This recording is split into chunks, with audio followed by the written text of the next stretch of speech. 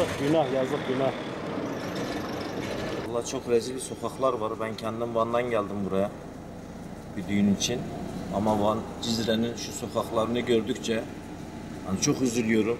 Belediye hiç mi çalışmıyor? Hiç mi bir altyapı sistemi yok? Hani en işlek caddelerden birisi olmasına rağmen hiçbir bakımı yok. Hani Cizre'ye yakışan bir tablo değil bence. Halini görüyorsunuz. 1,5-2 aydan fazladır bu halde. Kimse bu çözümlere yol açmıyorlar. Millet artık sokağa bile çıkmıyor. Her yer ıslak. Bu caddelere bir yöntem bulmamız gerekiyor. Bir çare yapmamız gerekiyor. Belediyeye sunarız. Doğalgaz çalışması yapıldı 2,5-3 ay önce. Doğalgaz çalışması nedeniyle sokaklara kimse bir şey yapmadı. Bir gün belediye geldi, şu kaldırımları şey yaptı, sonra dedi bu cadde bizim işimiz değil, gittiler. Artık bir ses seda da çıkmadı, bu halde bırakıp gitti. Şimdi sokaklarımızda insanlar geçemiyor. Belediyemizden duyarlılık istiyoruz.